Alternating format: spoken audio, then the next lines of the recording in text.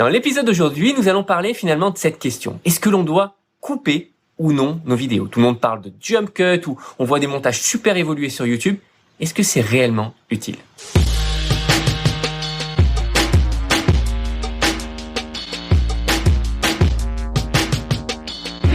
Marketing Automation Ninja. Bonjour à tous. Alors, quand j'ai démarré, j'ai passé 95% de mon énergie, de mon temps à peaufiner, couper et créer des vidéos qui étaient ultra pointues techniquement parlant. Bref, c'est quoi le résultat? Le résultat, c'était que le contenu était bon.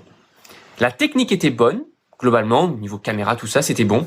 Par contre, la qualité de l'orateur était complètement nulle. Ma première vidéo sur YouTube, franchement, elle fait peur.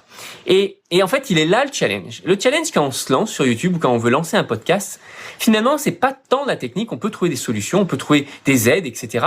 Mais c'est d'être bon face à notre caméra, c'est d'être bon face à notre micro. Et personnellement, ça m'a pris 5 ans pour être à peu près OK, créer un contenu avec une certaine intonation, un certain flow, une certaine fluidité. Et je me rends compte que j'ai pas passé 5 ans, mais ces 5 ans auraient pu être beaucoup plus efficaces si j'avais appliqué cette simple clé, le fait de ne pas couper mes vidéos. Parce que quand on coupe nos vidéos, finalement on va shooter pendant 5 minutes, on aura peut-être réfléchi un petit peu notre contenu, puis après on va aller sur notre logiciel d'édition, on va passer un temps infini à enlever les ratures quand on a hésité, etc., pour finalement un résultat qui sera tout au mieux un petit peu mieux et qui de toute façon, on ne fera pas la différence par rapport au temps qu'on aura investi. Si on veut vraiment finalement créer un contenu, il faut se concentrer sur devenir meilleur. Meilleur face à sa caméra. Alors, évidemment, si on ajoute une intro, une outro, un générique de fin, on peut évidemment améliorer ça, mais il faut pas passer notre temps à couper le contenu. Éventuellement, si vous voulez vraiment avoir une intro, etc., soit vous déléguez, soit vous le faites de manière automatique, et c'est pour ça qu'on a inventé un outil qui s'appelle Video Ninja, un Marketing Automation Ninja.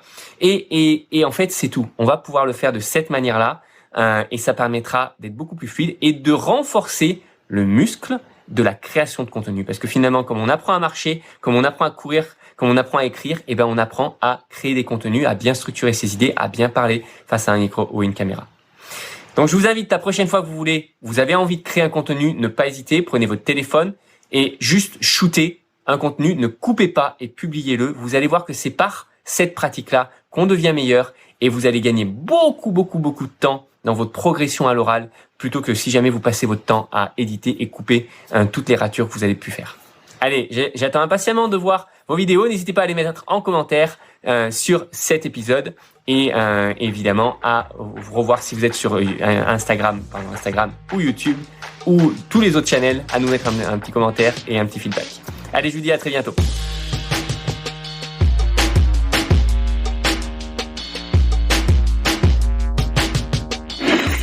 Marketing Automation Ninja.